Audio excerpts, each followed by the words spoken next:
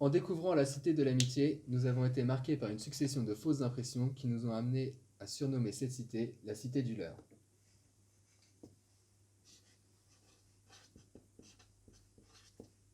En prenant du recul, l'ensemble de ces leurres traduisent des discontinuités paysagères liées à un urbanisme obsolète. Ces discontinuités sont avant tout dues à la fragmentation des espaces extérieurs ouverts et leurs fonctions, ce qui perturbe la lecture et la cohérence de la cité.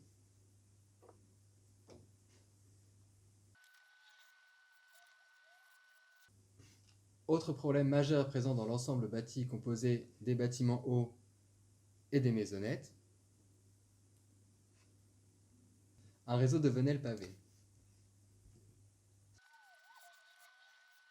Celui-ci semble être parasité par de multiples micro-espaces privés inappropriés, ce qui transforme ces potentiels espaces publics appropriables en simples dessertes de logement. Enfin, on peut faire le point sur la connectivité du site. D'abord, au nord, un axe traversant. À l'est, une connexion franche avec la Flandre. Au sud, une continuité instinctive vers la station de métro Stockel via la coulée verte. En limite ouest, deux venelles offrent des connexions visuelles mais physiquement infranchissables. Ce type de rupture se retrouve au cœur même du site à cause des différences de niveau. Ces mêmes différences de niveau entraînent d'autres types de ruptures comme des escaliers qui compliquent la cohérence de l'espace et sa lisibilité. Aussi, le traitement ambigu du carré des herbes sauvages entre place publique et espace vert provoque la rupture avec les espaces à proximité. Le foyer semble avoir été posé sans souci d'intégration. Et des éléments comme le rond-point perturbent la compréhension de l'espace. Pour répondre à l'ensemble des problématiques évoquées, nous profitons de l'intention de la destruction des maisonnettes.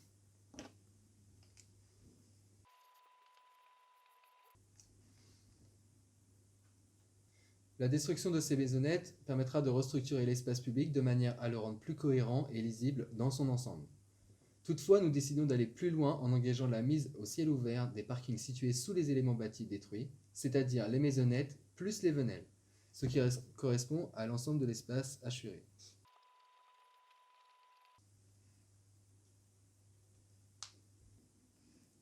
D'une manière plus représentative, cette coupe montre la situation actuelle avec les garages en souterrain. L'idée serait de détruire cet ensemble.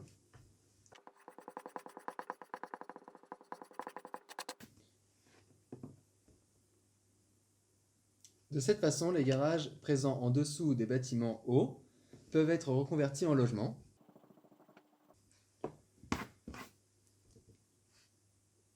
Et l'espace public est simplifié. Il peut être alors repensé selon une conception qui tend vers la frugalité. En partant de la destruction des maisonnettes, des venelles et des parkings concernés, il ne reste plus que les bâtiments hauts et un vaste espace public à repenser en privilégiant une lisibilité et une cohérence globale.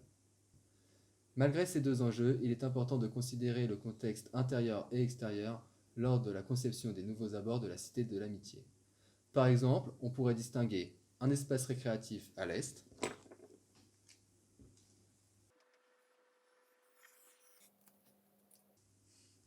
un espace intégrant la continuité avec la coulée verte au sud, un espace plus arboré à l'angle nord-ouest,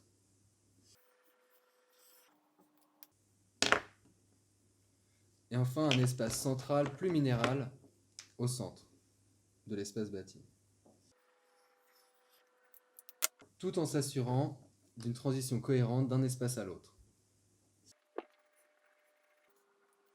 Il est aussi important de conserver les connexions existantes, à savoir la connexion traversante au nord,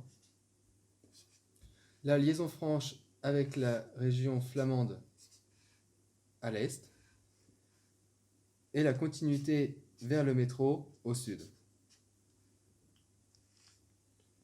De plus, il est important d'améliorer la lisibilité de l'accès principal en valorisant les arches existantes comme une réelle porte d'entrée au cœur de la Cité de l'Amitié. À partir de notre étude des abords de la Cité de l'Amitié, nous pouvons estimer que les espaces extérieurs des logements sociaux bénéficient de peu d'attention lors de leur conception, ce qui engendre une perte de cohérence de l'ensemble du site. Il nous semble alors important, dans le contexte actuel et futur, de reconsidérer ces abords afin de les rendre logiques, fonctionnels et appropriables.